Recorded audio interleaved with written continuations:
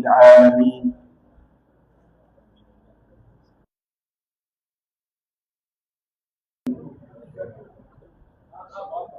الحمد لله رب العالمين حمدا يليق بذات الله وجلاله، نحمده ونشكره ونستعينه ونستهديه، ونعوذ به من شرور أنفسنا ومن سيئات أعمالنا. من يهدئ الله فهو المهتد، ومن يضلل فلا هادي له. وأشهد أن لا إله إلا الله وحده لا شريك له، وأشهد أن سيدنا ونبينا محمدا عبد الله ورسوله، خاتم الأنبياء والمرسلين.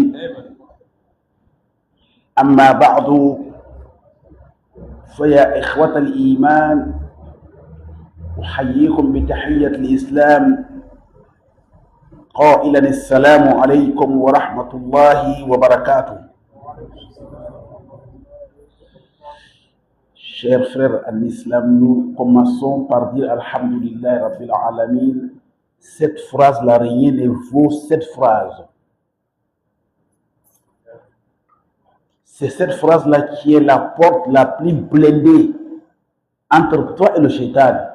Ne pense pas seulement qu'A'ouz billahi minash shaitanir rajim est le seul porte blindé, non. A'ouz billahi minash shaitanir rajim, c'est la protection directe contre le Satan, mais pour renforcer ta sécurité. Contre le Satan, c'est cette phrase-là. Alhamdulillah Rabbil Alamin. Tu remercies Allah à tout moment. Parce que si vous ne remerciez pas Allah, c'est à ce moment que le shaitan vous récupère.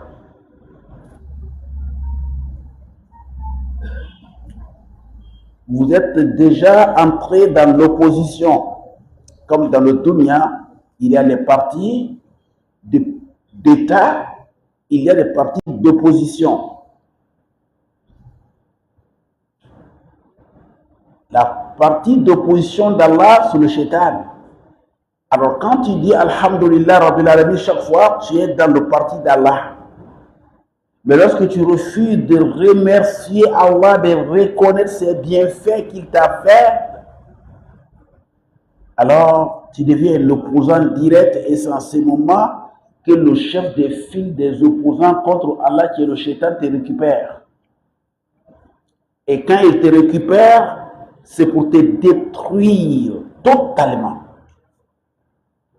Il va te détruire, te rendre la vie très difficile pour détruire la vie d'au-delà. Donc, alhamdulillah, dans toutes les situations que tu te trouves,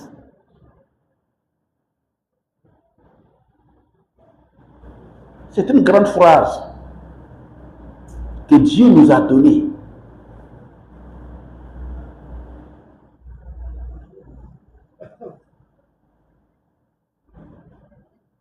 Dieu nous a donné.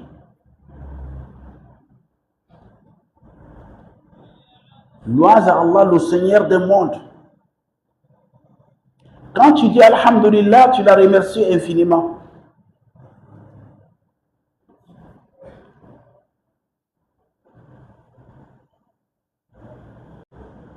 Le shaitan ne te récupère plus. Dans toutes les situations. C'est ça là que Dieu veut. Dieu n'a jamais refusé de te donner.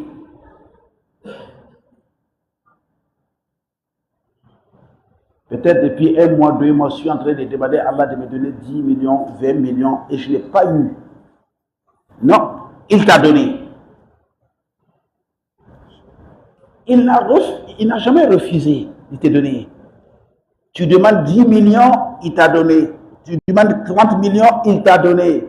Tu demandes 40 millions, il t'a donné. Tu demandes même 1 milliard, il t'a donné.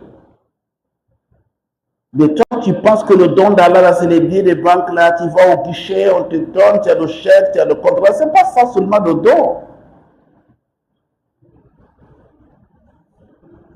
Tu voulais 10 millions, mais après ces 10 millions, tu devais mourir par un accident brutal. Toi, tu ne vois pas ça? Après les 10 millions, tu devrais avoir un accident qui va te faire amputer les jambes et les bras. Toi, tu ne vois pas ça? Mais puisque tu as demandé 10 millions à Allah, Allah dit, bon, il y a une nécessité qui est plus majeure. Je prends les 10 millions là, je mets ça entre toi et cet accident terrible qui va amputer tes deux jambes et tes bras. Il t'a donné ou bien il t'a pas donné?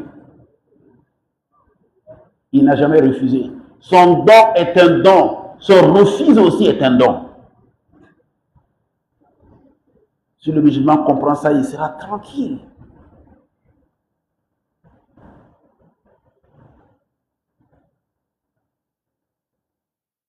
Nous le louons toujours, à tout moment, à tout temps, et nous demandons à lui de nous pardonner. Il nous a demandé de lui demander son pardon. Sans son pardon, personne n'ira au paradis. Personne n'est complet. Personne n'est parfait. À part les prophètes. Le musulman vit dans cette peur et dans cet espoir. Peur avec l'espoir. C'est ça qui fait un bon musulman. Il a peur du châtiment d'Allah. Il a l'espoir qu'Allah va le pardonner. Il ne faut pas que l'une de ces deux choses-là dépasse l'autre. Si la peur dépasse l'espoir, ça devient un problème. Ça vient dans ta tête, oh, tout ce que je fais comme péché là, Dieu ne va pas me pardonner. Je vais aller dans l'enfer. J'ai fait trop de péchés. J'ai fait ceci, cela. Non, il faut dire, ça c'est le Satan qui a envie d'amener ça dans ta tête pour te bloquer. Dieu pardonne tous les péchés quand tu te repentis et quand tu demandes pardon. Il ne faut pas aussi avoir très grand espoir jusqu'à croire que toi déjà, selon les œuvres que tu fais, tu arrives à faire les œuvres normalement, tu pries, tu fais le surrogatoire. Il ne faut pas aussi croire à 100% que toi tu es au paradis. Non, Dieu n'aime pas ça. Jibril est venu dire au prophète Mohammed sallallahu alayhi wa sallam. Il dit à Abu Bakr Siddiq qu'Allah dit qu'il est satisfait de lui. Abu Bakr Siddiq, le premier khalifa après le prophète. Son nom c'est Abdullah ibn Abi Qahafata. Le prophète dit à Abu Bakr, Allah dit qu'il est satisfait de toi. Abu Bakr dit, et moi aussi je suis satisfait d'Allah. Et pourquoi je ne serai pas satisfait de lui alors que tout ce que moi je fais, c'est pour demander sa satisfaction. Mais Rasulallah, même si mon pied droit et mon bras droit sont dans le paradis, le pied gauche et le bras gauche est dehors, ce n'est pas sûr d'abord. Je ne me garantis pas le paradis. Alhamdulillah. Chaque moment, il faut dire Alhamdulillah. Il y a quelqu'un en plus bas que toi qui veut ta place. Donc le musulman doit dire ça. Surtout le commerce. La plupart d'entre vous sont commerçants. Souvent ça marche, souvent le marché est là. Ne pleure pas, ne se plains pas trop. Dieu ne te fait pas de mal. Personne ne l'a obligé à te crier. S'il ne voulait pas de toi, il n'allait pas te crier. Et s'il voulait, il pouvait te crier un animal, ou bien une pierre, ou bien un oiseau. Il t'a crié un être humain. Il veut de toi. Il n'est pas contre toi. Il t'aime d'ailleurs parce qu'il t'a crié. Personne ne l'a obligé. Au moment où l'enfant vient au monde, papa n'est pas au courant, maman n'est pas au courant. C'est après quelques mois, maman va sentir que ça ne va pas. Il a commencé à avoir des petites maladies, il y a un retard, il y a quoi? Je suis enceinte. Donc Allah qui t'a fait venir dans ce monde, il t'aime. Personne ne l'a obligé. Il ne faut pas être trop ingrat envers lui. Il y a souvent ça marche, souvent ça ne marche pas. Dans ta boutique, tu peux faire un mois, ça ne marche pas. Dis toujours Alhamdulillah Rabbil Alamin. Ne t'enfonne pas trop. c'est sorti par là, c'est sorti par là, c'est sorti par là, c'est sorti par là, c'est sorti par là. Personne ne gère ce monde avec Allah. Celui qui gère, parce que celui seul qui l'a créé, c'est lui qui gère ce monde-là. Personne ne gère. Personne.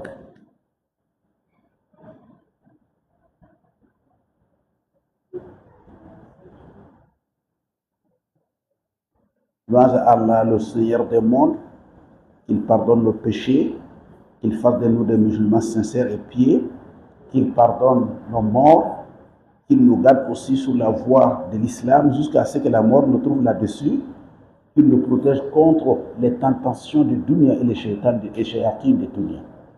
J'atteste qu'il n'y a point une autre divinité qui mérite d'être adorée en dehors d'Allah. Et j'atteste avec une conviction solide que l'envoyé de la providence divine, le prophète Muhammad sallallahu alayhi wa sallam, est serviteur d'Allah et son messager. Il a dit que la chose qui a fait plus peur au sujet de la communauté musulmane, il a dit c'est la petite association à la divinité d'Allah, à shirk. Vous savez qu'associé à la divinité d'Allah, à l'adoration d'Allah, le grand, tout le monde connaît. Tu te prosternes devant une statuette, tu immolis une bête au nom d'une autre chose, à l'honneur d'une autre chose. Hein, tu appelles une autre créature ou bien une autre chose quand tu as une difficulté de venir en secours. Tout ça là, ça c'est la plus grande association à la divinité d'Allah. Je peux demander l'aide à quelqu'un si la personne a la possibilité de me donner cette aide et si la personne est auprès de moi. Je pourrais te dire, mon frère, j'ai besoin que tu m'aides avec 100 000 francs. Tu es là, tu as les moyens de me donner 100 000 francs. Ça, c'est pas shirk. Mais mon frère, je te demande que tu me donnes longue vie. Tu ne peux pas. Mon frère, je te demande que tu guérisses ma maladie sans médicament. Ce n'est pas possible. Alors, tu es là, tu as la possibilité, quand je te demande, il n'y a pas de problème. Si tu n'es pas là, même si tu as la possibilité, je te demande, je rentre dans shirk. Tu n'es pas là, tu es allé à Bamako, moi je suis ici, j'ai besoin de 100 000 francs. Je dis, ah, mon frère, il faut me donner 100 000 francs, je t'appelle à ton nom. Tu n'es pas là. Donc je rentre dans shirk. Mais le grand shirk est connu. S'accrocher à des futilités dans la mer, à des amulettes, à des barres, croyant que ça me protège. C'est une protection. Nous avons beaucoup dit aux musulmans de faire attention, Dieu n'aime pas ça. Et même ceux qui font traverser les gens pour aller en Europe dans le champ avec les bateaux de fortune là, ceux qui viennent qui voyagent dans les pays, s'ils n'ont pas de visa, ils montent dans les bateaux. Ils m'ont rencontré, et beaucoup de gens m'ont rencontré, qu'en montant dans la pirogue là, ceux qui sont responsables, ils vous disent que si il y a quelqu'un d'entre vous qui a quelque chose qui est attaché avec qui l'enlève. Ne montez pas avec ça dans le bateau. Et les personnes qui vous disent ça ne sont pas des musulmans même. Enlevez tout sur votre corps. On ne veut rien ici. Et celui qui refuse d'enlever, si on trouve ça sur l'eau, et si y a ça, on va te jeter dans l'eau. Il te dit ça, enlève tout. Ils ne sont pas musulmans. Donc ces choses-là sur le corps, non, ce n'est pas permis. C'est pas permis. Les gens vont parler beaucoup de philosophie pour te dire oui, ce sont les versets qu'on a écrits, qu'on a mis dedans. Il ne faut pas aller vers là-bas. Parce que ton cœur va s'attacher à ça. Je t'écris des choses, je te donne, tu portes ça et tu sors, tu vas en voyage. Au cours du voyage, tu es arrivé à la gare, le car n'est pas encore parti. Tu te rappelles que tu as laissé ce que je t'avais donné de mettre sur le corps, la maison, tu vas revenir prendre. Oh, j'ai oublié quelque chose qui est très important. Attends. Monsieur le chauffeur, premier tour, là, je ne vais pas changer mon billet pour le deuxième tour parce que j'ai oublié quelque chose à la maison. Mais pourquoi tu retournes? Parce que tu penses qu'il peut faire s'il n'est pas là-bas. Dieu, sa puissance est partout. Donc faites attention avec ce genre de choses. Donc, associé à la divinité d'Allah, les gros, là, tout le monde connaît. Mais il y a, sauf celui qui veut aller vers là-bas. Mais ceux qui faisaient peur au prophète, il a dit, c'est la petite association à la divinité d'Allah. Ils ont dit, c'est quoi? Il a dit, c'est faire voir, travailler pour que les gens en parlent. L'ostentation, c'est faire voir. Yom al-Qiyamah, Allah dit, bon, comme tu t'es fait voir dans le dunya pour que les gens parlent, ils ont parlé, bon, vas-y chercher ta récompense, là-bas c'est fini. Dieu annule tout sur le travail est accompagné par l'ostentation et se faire voir. C'est pourquoi c'est difficile de garder les bonnes œuvres. Faire les bonnes œuvres est difficile. Mais pour que les bonnes œuvres puissent arriver jusqu'à Yom al-Qiyamah avec toi, c'est pas facile. Il ne faut pas que les gens sachent. Il ne faut pas que tu parles pour que les gens sachent. Il ne faut pas faire ça pour se faire voir. Mais il y a des adorations, on fait ça en public. Et oui, on fait ça en public. Ça, c'est pas pour se montrer. Comme le jeûne de lundi, le jeûne de jeudi. La plupart des gens ne sont pas habités dans ce quartier, ils sont dans d'autres quartiers. Ou bien leur maison est loin d'ici. Ils font le jeûne de jeudi, le jeûne de lundi, ou bien les 3 du mois.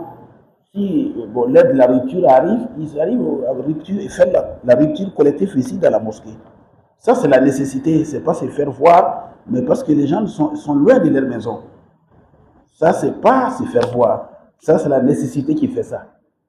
Alors, quand on finit de faire la rupture de Nawafil, on fait les chats derrière l'imam, et chacun rentre chez lui. D'autres sont vers Zayon, d'autres sont vers Lalala, d'autres sont dans d'autres quartiers.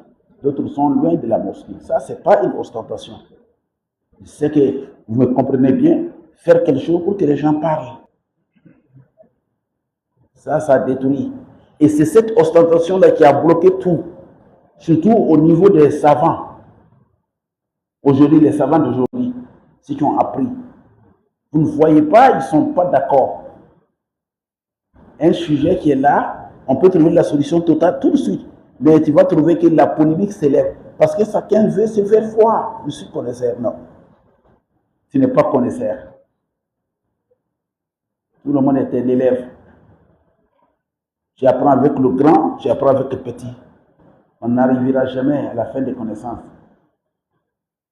Imam Malik, vous le savez comment il est. Il était l'un des grands savants de cette Oumma. Et le prophète a prédit son arrivée avant qu'il naisse.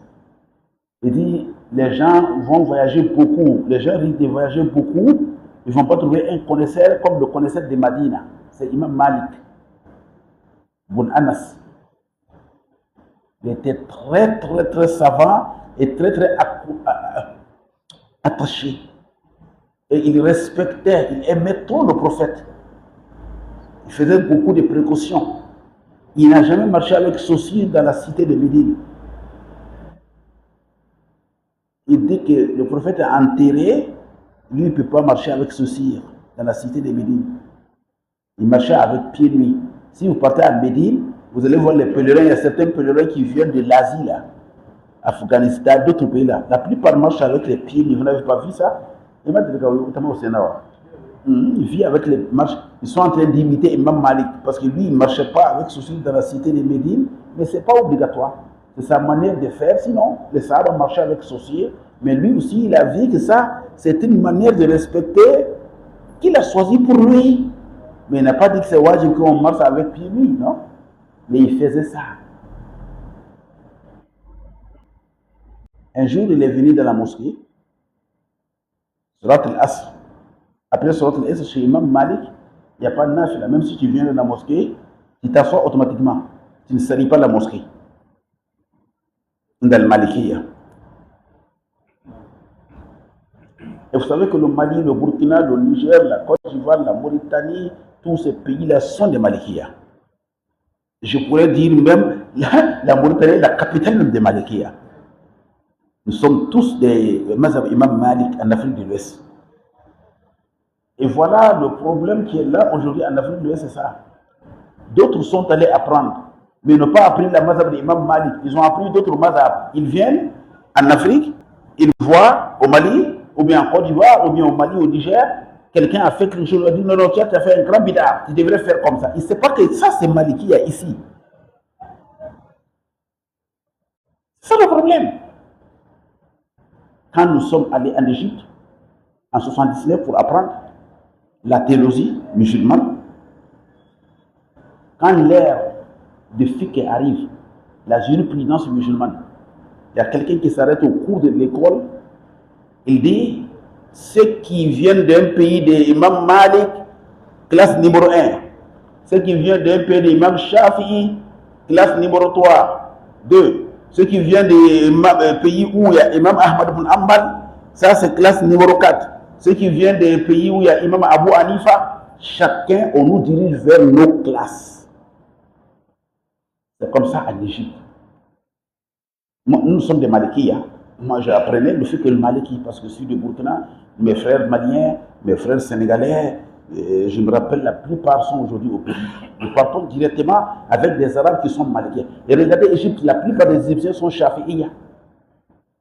Mais quand vous partez, par exemple, en Afghanistan et la Turquie, c'est Abu Hanifa. Là-bas, ils sont Hanafiya. D'autres pays, il y a beaucoup d'Ambaliya.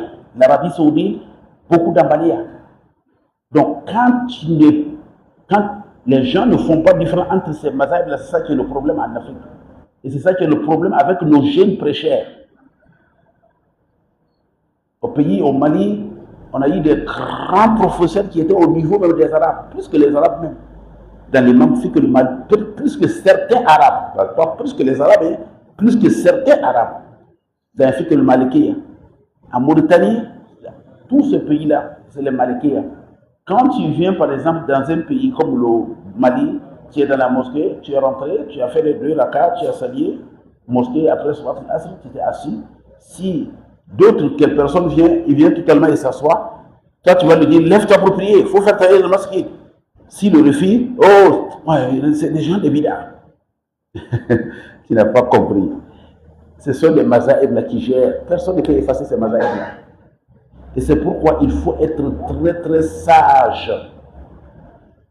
Soudès, notre imam, le grand imam Soudès, que Dieu le bénisse, qui est à la Mecque aujourd'hui, vous savez, c'est lui qui fait prier les gens à la Mecque.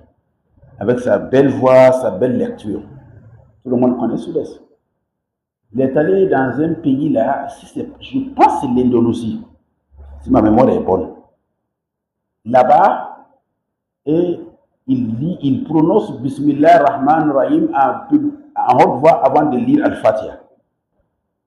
La plupart des Shafi'is font comme ça. Bismillah Rahman Rahim, Alhamdulillah Rabbil Alamin, c'est comme ça.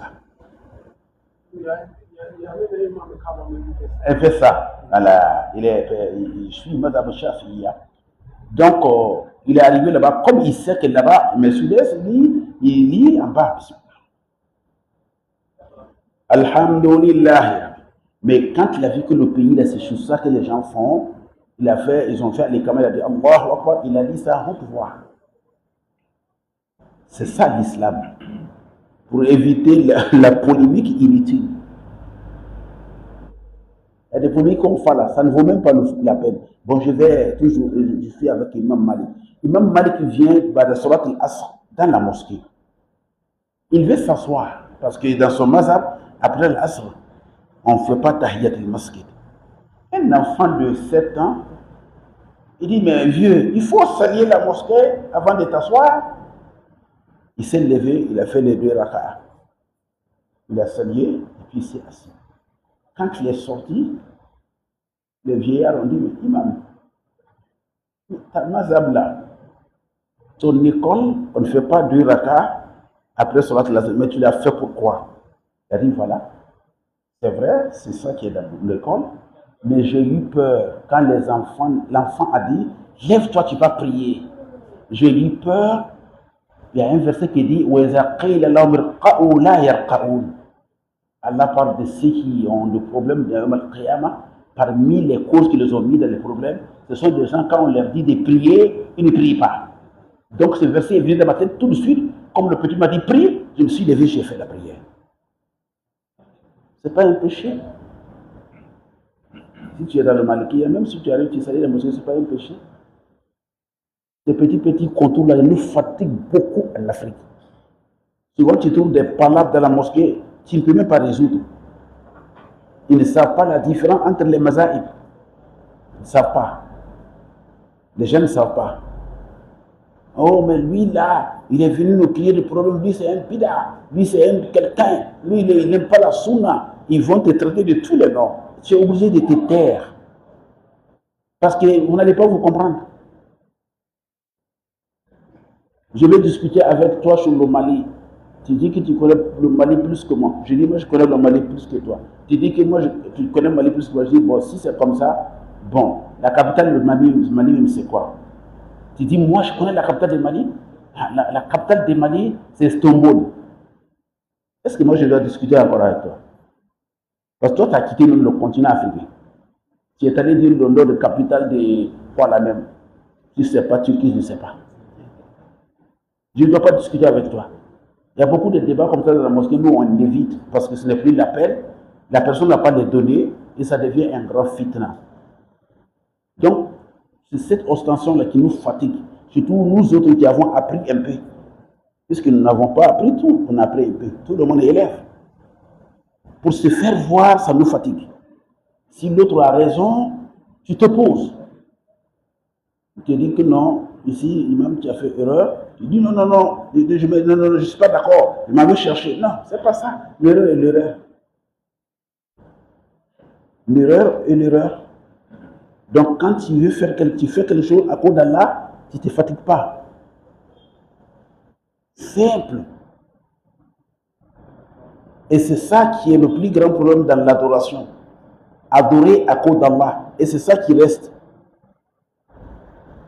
Imam Malik, quand il a écrit son livre Muwatta Malik, beaucoup de gens ont écrit Muwatta Malik, Muwatta Yusuf, Muwatta Jawara, Muwatta Koni, chacun a écrit pour lui.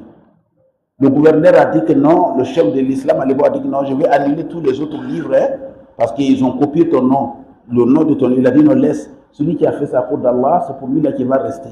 Tous les autres Muwatta sont disparus. Donc, première chose, que Dieu accepte l'adoration et l'adoration soit faite uniquement pour Allah Jalla Jalaluhu. Les nawafil que tu fais en sorte que ça soit discret. Les bienfaits que tu donnes aux gens en cachette, que ça soit discret. L'adoration que tu fais souvent dans la nuit, que ça soit discret. Fais tout possible pour que ça ne se voit pas. Ça reste à cause d'Allah Jalla Jalaluhu, c'est ça qu'Allah aime. Ça, c'est la première condition pour que l'adoration soit acceptée. La deuxième condition, aswabahu, que l'adoration que tu fais là, soit comme le prophète a fait. Soit quelque chose que le prophète a légiféré, le prophète a enseigné. C'est ça la sunna, le chemin des prophètes. Alors ici, on a un grand problème aussi. Ce que le prophète a fait, ce qu'il a vu faire, n'a pas parlé, c'est ça là, la sunna.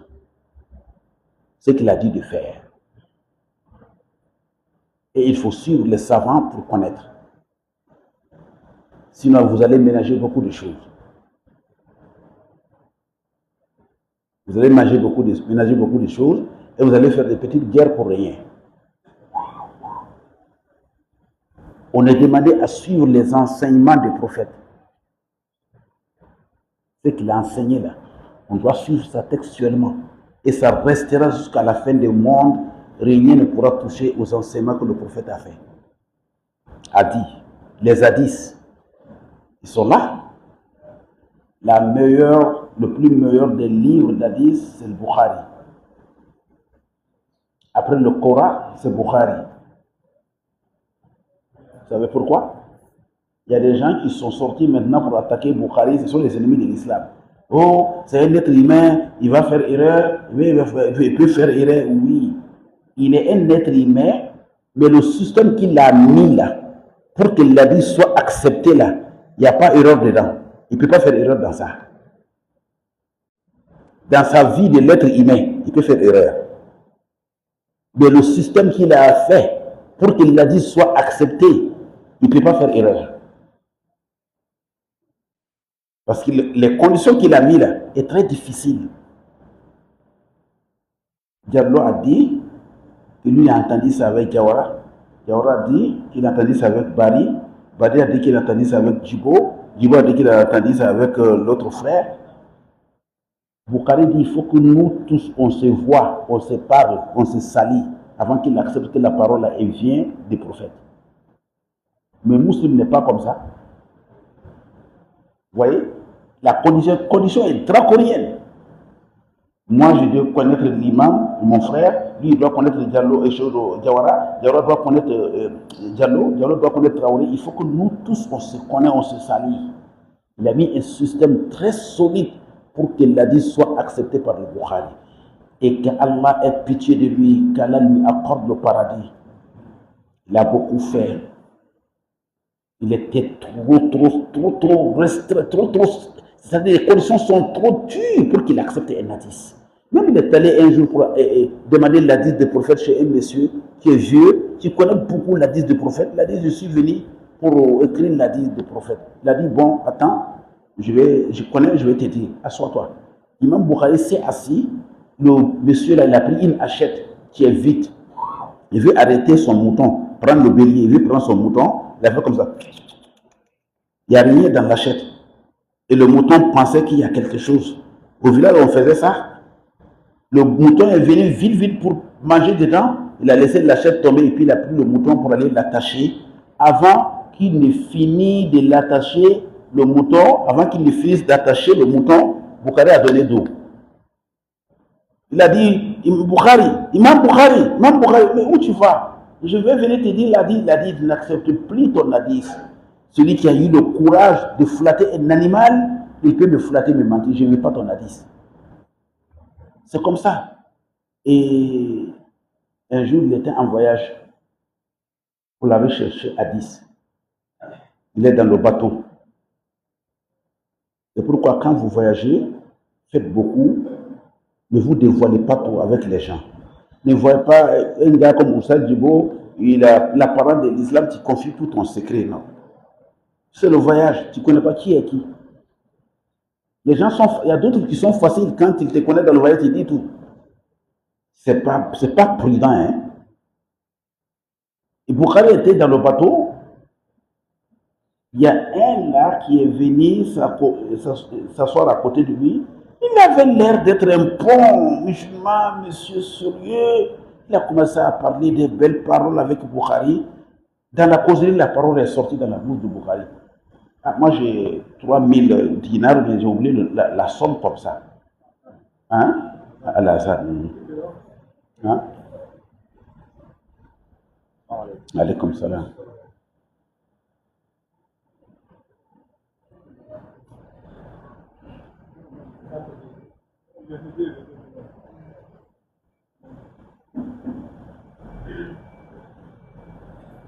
الله أكبر الله أكبر الله أكبر الله أكبر أشهد أن لا إله إلا الله أشهد أن لا إله إلا الله أشهد أن لا إله إلا الله أشهد أن لا إله إلا الله أشهد أن محمدا رسول الله أشهد أن محمدا رسول الله أشهد أن محمدا رسول الله أشهد أن محمدا رسول الله حي على الصلاة لا حول ولا قوة إلا بالله حي على الصلاة لا حول ولا قوة إلا بالله حي على الفلاح لا حول ولا قوة إلا بالله حي على الفلاح لا حول ولا قوة إلا بالله الله أكبر الله أكبر الله أكبر الله أكبر لا إله إلا الله. Hein? Je te coupe pas de parole. Mhm. Ce que tu as dit. Moi, je suis en Tunis. J'ai fait plus de 10 mosquées. Quand tout le monde prie derrière l'imam. Quand l'imam dit Sami Allah, tout le monde dit Rabbana wa lakal hamd. Dans tout le mosquée, j'ai fait en Tunis. On va faire comme ça. On va faire comme ça. Je ne les ai pas utilisés. Voilà, chacun a sa manière. Plus de 10 mosquées. J'ai exprès d'aller tout le monde a Donc, c'est ça qui est l'affaire à l'islam. Il ne faut pas trop accuser les gens, parce que même les tahiyyat là qu'on lit là, c'est différent. Tahiyyatulillah, zakiyatulillah, tahiyyatulillah, tayyibatu salawatulillah. Donc, c'est pas ça qui est le plus grand problème en islam, parce qu'il y a des écoles. Et que Dieu nous aide à connaître la religion. On a un problème. On n'apprend pas, c'est ça qui nous fatigue. Moi, je me rappelle une année, il y a un grand savant de l'Arabie Saoudite qui est venu en Côte d'Ivoire. Il devrait prêcher, c'est un grand savant. Alors, docteur Moussa Fassi, paix à son âme, m'a demandé de l'accompagner et traduire ses prêches. Il va parler en arabe, moi je traduis en langue locale.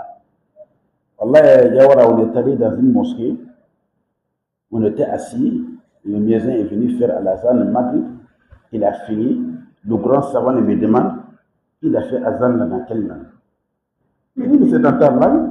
Il dit quoi? C'est Azan, c'est dans quelle langue? Il dit, mais c'est ta langue arabe là qu'il a fait. C'est ça le problème, on a qu'à apprendre seulement. Donc, je disais, Imam Bukhari a commencé à se confier au monsieur. Ils étaient dans la confusion. Il a dit, j'ai combien de dinars, 1000 dinars comme ça. Prenons par exemple, j'ai au moins 300 000 dans ma poche. J'ai ça dans ma poche, et voilà ça, j'ai ça ici. Le monsieur a vu le sac des petits contenus, petits sacs là, Imam Bukhari a mis l'argent dedans. Il a vu la couleur. Là-bas, avant, il mettait ça dans un petit sac pour mettre dans leur poche. Une heure de temps, il a crié dans le bateau. Comme il avait dit, par exemple, j'ai $3 000, par exemple, $1 000. Il a crié. Ils ont volé mes $1 000. J'avais $1 000 dans ma poche. Le sac là même, c'est vert. C'est la même couleur de pour Imam Bukhari. L'argent qu'il a dit, c'est la même somme que Bukhari avait dit. Alors, ils ont bloqué le bateau. On va fouiller tout le monde. On va fouiller tout le monde. Il y a un qui a perdu son argent. Imam Bukhari, qu'est-ce qu'il a fait? Il a dit, je suis derrière un grand épreuve. Si je laisse ce sac-là avec moi et qu'on vient enlever chez moi, le monde musulman, la Oumma islamique va laisser tout ce que j'ai fait dans la recherche de l'Hadith. C'est vrai, je n'ai rien, même argent pour manger, je n'ai pas. Je veux me débarrasser de l'argent pour protéger la sunna des prophètes. Il s'est caché, il a enlevé le sac, il a jeté dans la mer. Ils ont commencé à fouiller. Tout le monde, un à un. Tout est arrivé à Imam Bukhari. Lève-toi! Ils ont fouillé, il n'y a rien. Fouiller, le monsieur était tombé. Il a fait ça pour protéger l'hadith du prophète. Pour protéger la sunna des prophètes. Parce que tout cet effort qu'il a eu à faire, ils allaient dire que non, quelqu'un qui a volé, on va pouvoir à lui comment. Donc faites attention quand vous voyagez. Je te confie mon sac? Non. Beaucoup de bavardage avec quelqu'un même dans le voyage, c'est pas bien.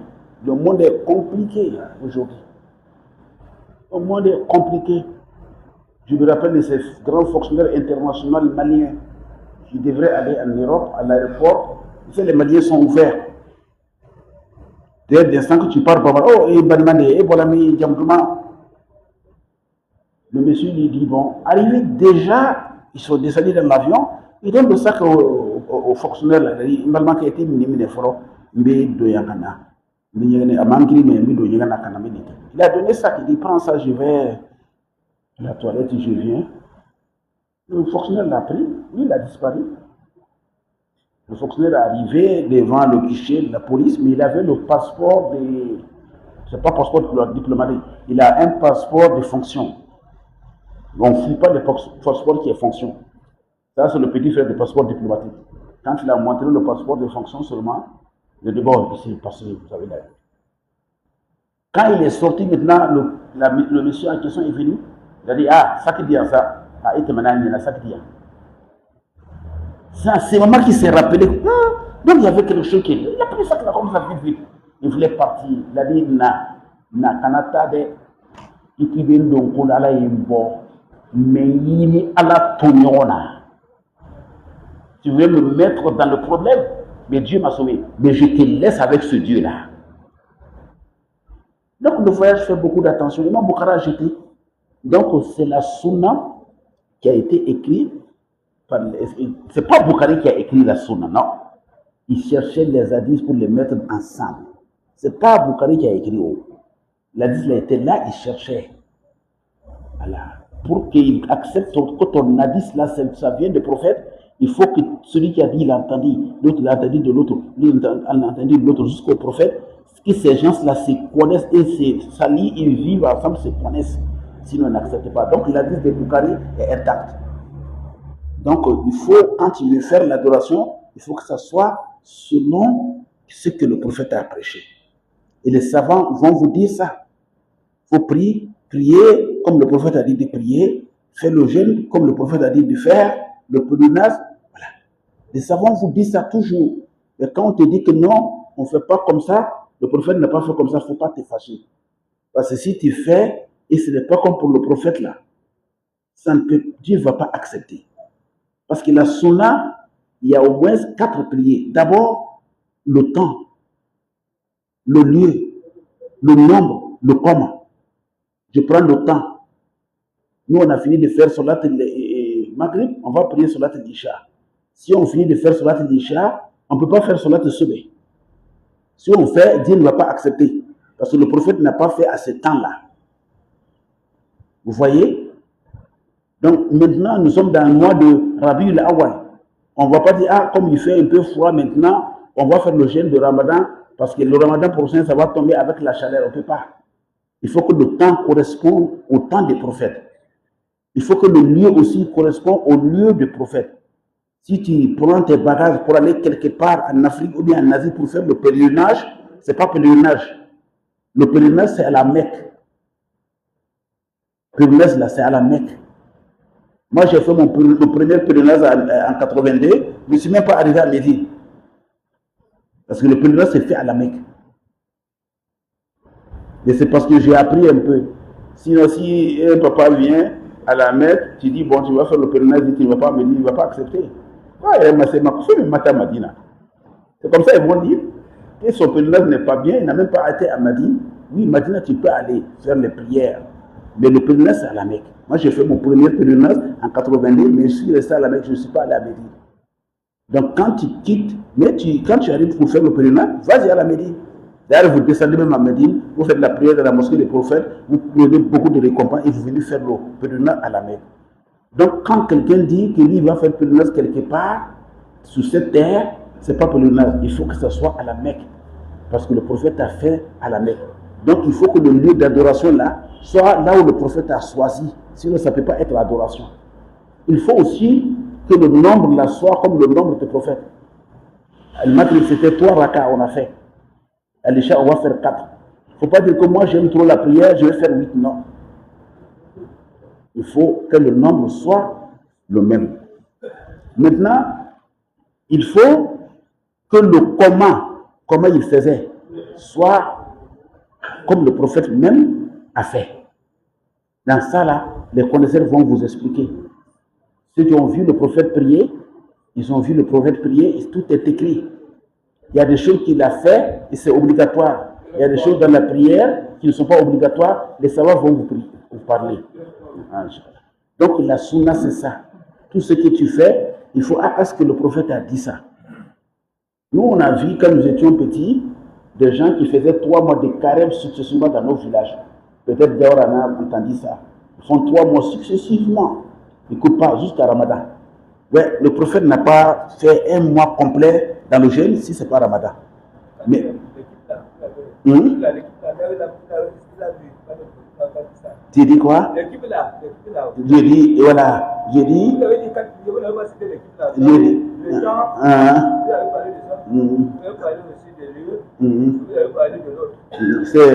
C'est le nombre de records. Attends. Le temps. Le temps de l'heure de la prière. C'est des c'est 18 heures. 3, c'est 3 fois. Voilà. Donc, le lieu, le nombre, le temps et le coma. Non, non, le Qibla est dedans. Le Qibla est le coma. Le coma, là, le Qibla est dedans. Alors, comment il faisait? Sans doute, il faisait la prière vers le Qibla. Qu'Allah nous bénisse. Qu'Allah nous pardonne. Moi, j'ai une doléance. Je ne sais pas si c'est possible. On vous remercie. Vous nous faites le bayan. Est-ce que ce n'est pas possible de nous prendre un livre? Dites bon, on va suivre le livre là maintenant. Pour dire que vraiment, c'est l'imam Djibo qui nous a enseigné le livre là, la mosquée d'Abouakir. Est-ce que c'est bien, même si c'est Arbaïna 10? Voilà, ok. Si vous comprenez. Moi, voilà, voilà, je vais songer à ça. Je vais penser à ça. Moi-même, j'ai pensé à ça plusieurs fois. Comme le temps est très restreint, le temps entre Maghrib et Isha, là, dans les explications des livres, on n'arrive pas trop, sinon j'aimerais faire ça. Le temps est très court. 20 minutes, 30 minutes, tu ne pourras pas te développer dedans beaucoup. Si c'était 1 heure de temps, 1h30, ça permet à quelqu'un, ce qu'il a pris lui aussi, il va dévoiler un peu, essayer d'expliquer un peu. Mais le temps est très restreint. Donc, si on déborde aussi, ça pénalise les gens. Parce que d'autres vont à la maison où les attendent, c'est ça. Sinon, Inch'Allah, quand il va mener le djamba de Debola, on va finir de manger à l'Oualiba, on va chercher un jour, maintenant on va faire ça. Qu'Allah nous pardonne, qu'Allah nous donne une longue vie, que cet amour qui est entre nous dans cette mosquée à cause d'Allah, qu'Allah garde cet amour-là jusqu'à qu'on va rentrer au paradis ensemble. Le passage sur la terre est très court, c'est pas long, mais c'est très difficile de traverser, qu'il nous aide de traverser, qu'il pardonne tous nos péchés, qu'il nous donne une bonne fin. Wa sallallahu ala nabiyyina Muhammad wa alihi wa sahbihi ajma'in.